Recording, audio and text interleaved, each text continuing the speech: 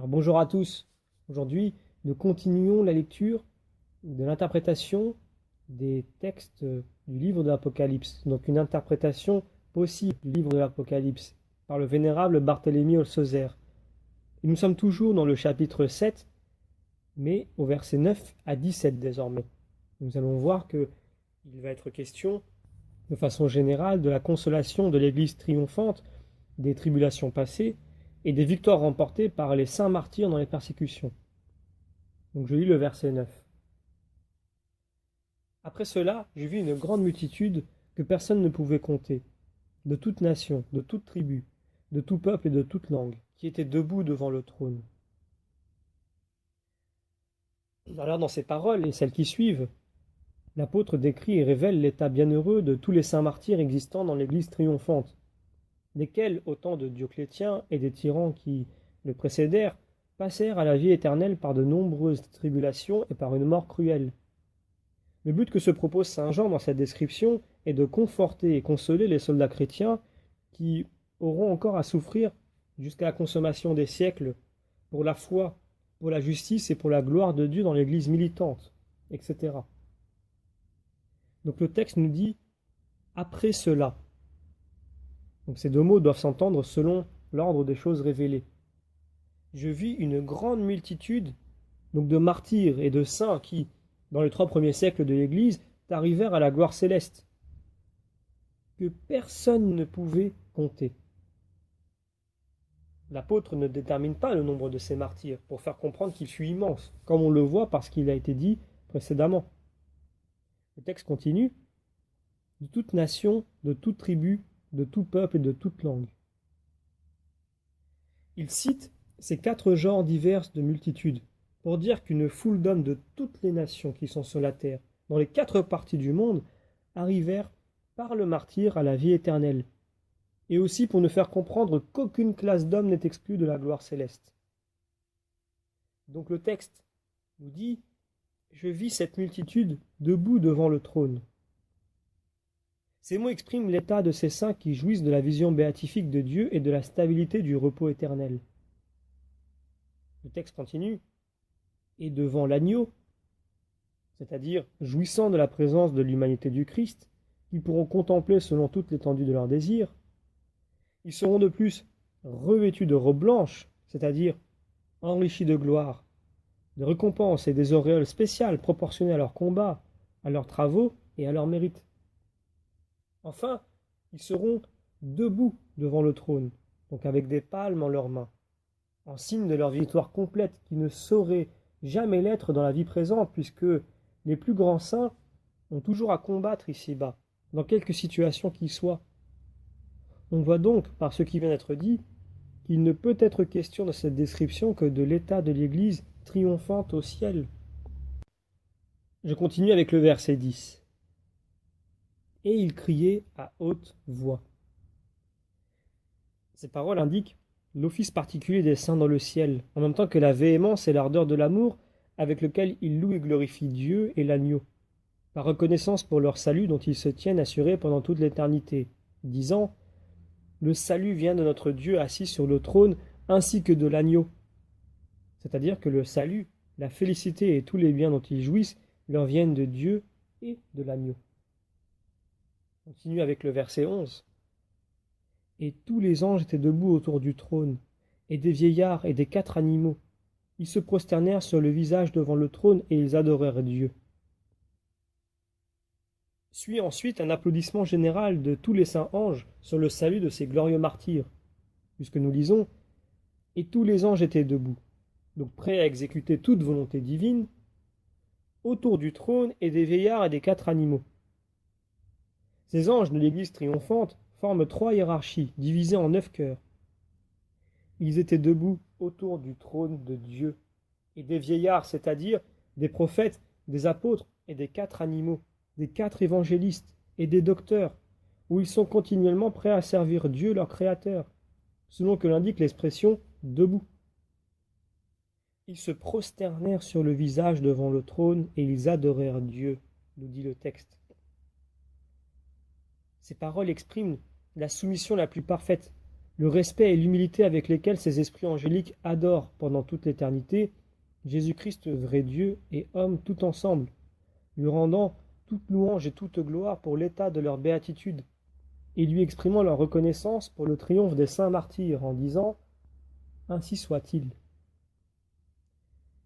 Donc on continue avec le verset 12.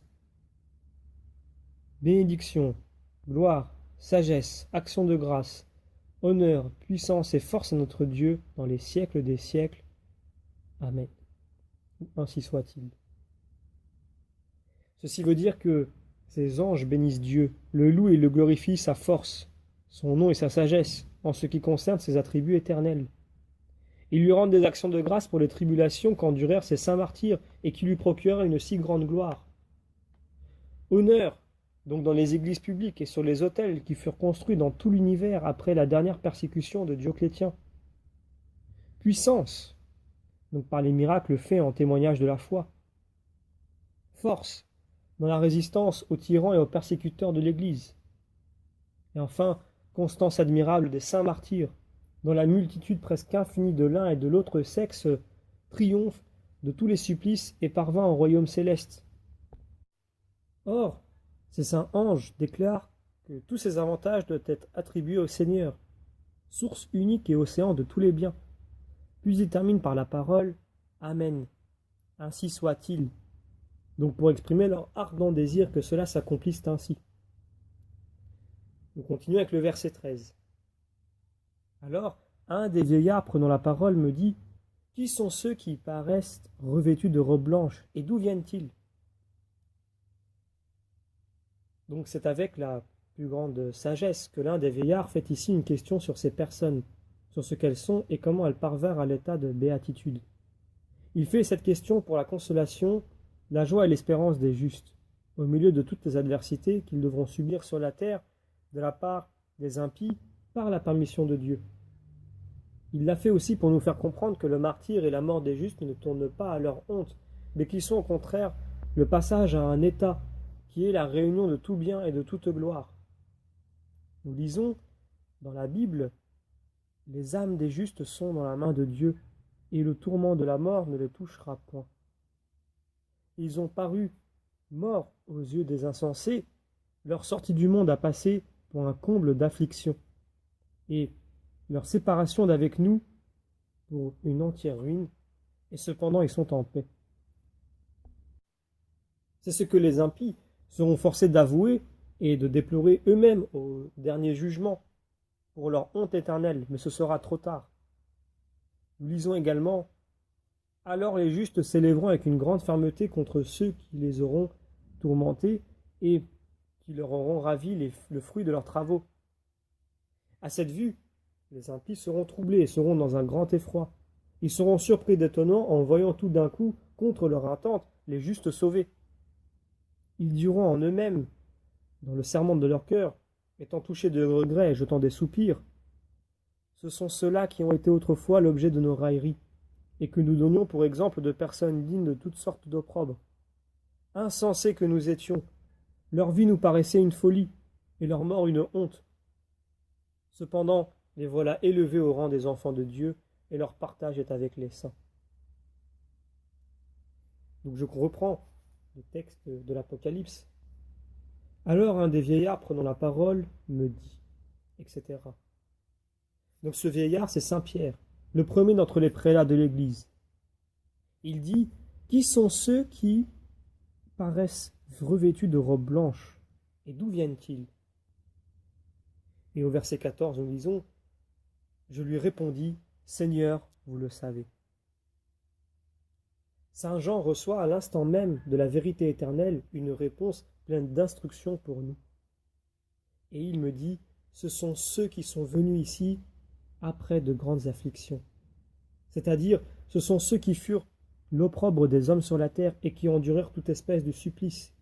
Les roues, le feu, les bêtes, le glaive, la prison et l'exil, et aussi ceux qui sortirent de ce monde par le martyre au temps des terribles tribulations de Dioclétien, de Maximien et des autres tyrans, leurs prédécesseurs, et qui ont lavé et blanchi leurs robes dans le sang de l'agneau, nous dit le texte. Ces paroles expriment l'auréole du martyr, qui leur fut accordé à cause du témoignage qu'ils rendirent à la foi de Jésus-Christ. Car le sang des martyrs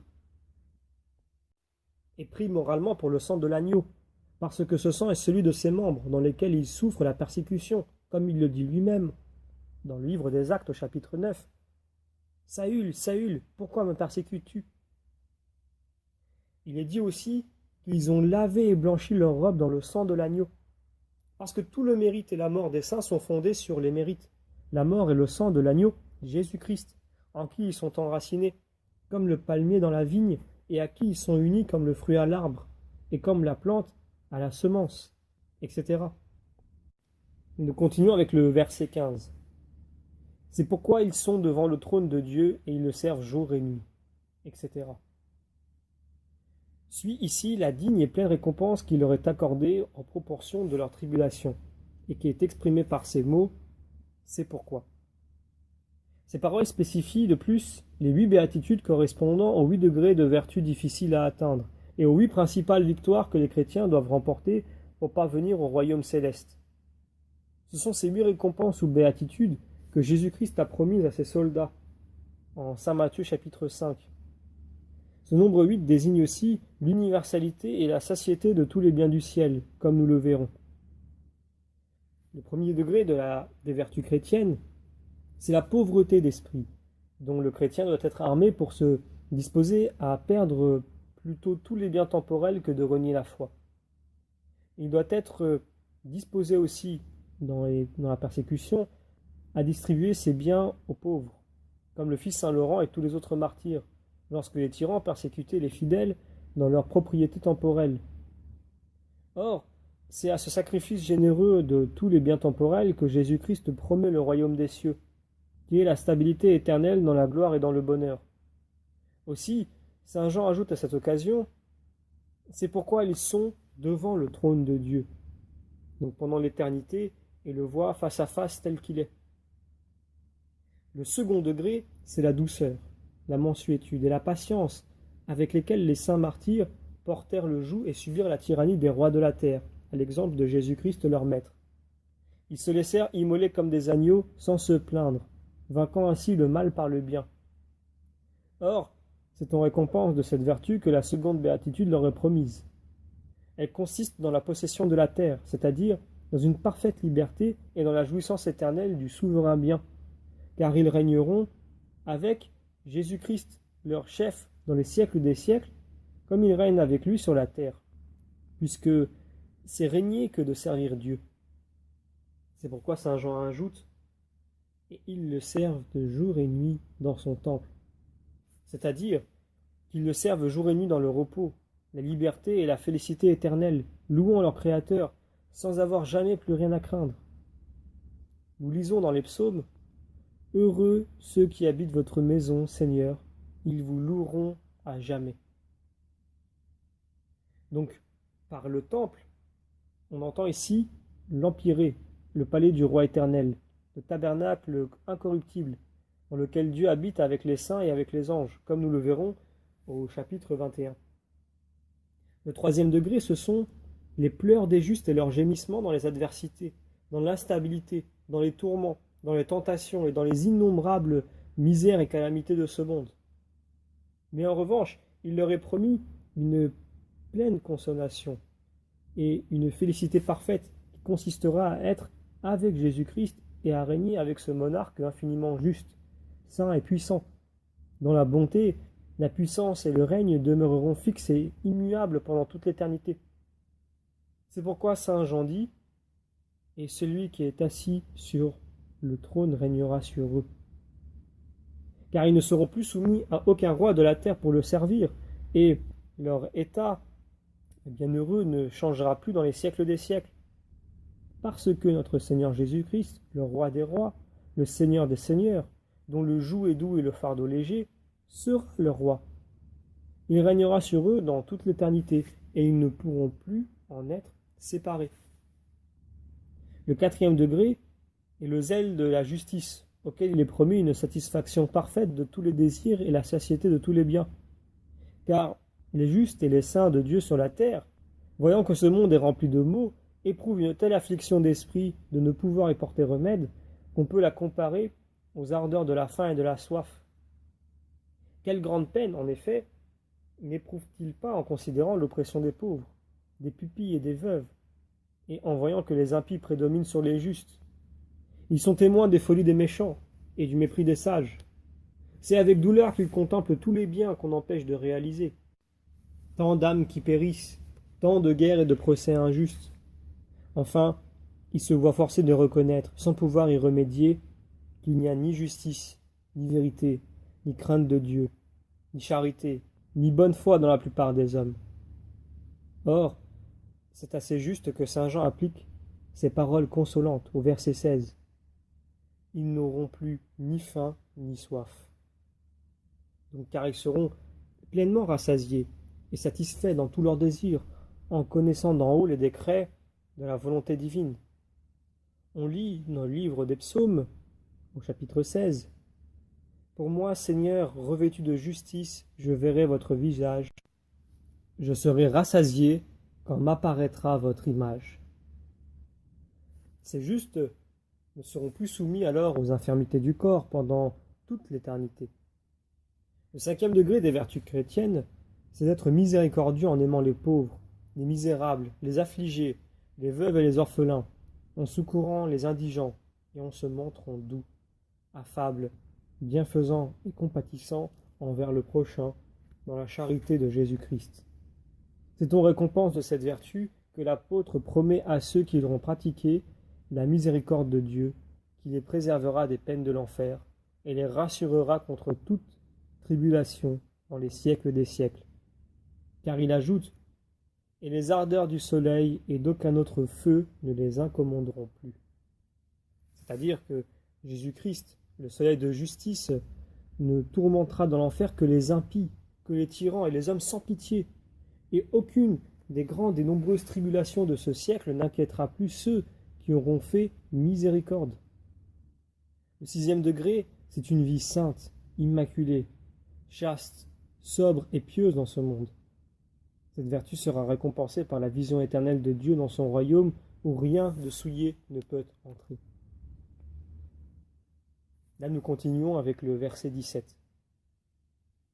Parce que l'agneau qui est au milieu du trône sera leur pasteur. Donc, par l'agneau, on comprend ici l'humanité du Christ, dans laquelle et par laquelle, comme dans une lumière ardente, les bienheureux contempleront éternellement la splendeur de la divinité. Parce que l'agneau qui est au milieu du trône, c'est-à-dire du ciel, dans lequel notre Seigneur Jésus-Christ se manifestera glorieux et admirable à tous les saints. Le texte nous dit qu'il sera leur pasteur, donc l'agneau, parce que c'est par l'humanité du Christ, placée entre la divinité et les créatures, que les bienheureux jouiront de la vision béatifique, et aussi parce que les justes seront dirigés par la volonté ineffable de Jésus-Christ, dont ils dépendront absolument.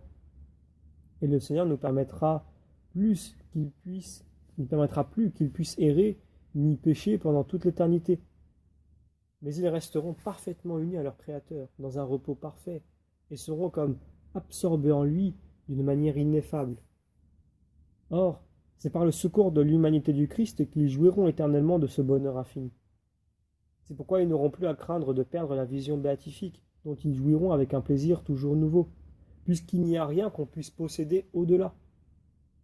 Le 7e degré est une certaine liberté et une paix sainte sur la terre, au moyen desquels les justes dominent leurs affections mauvaises et contiennent leurs passions dans le calme et la suggestion.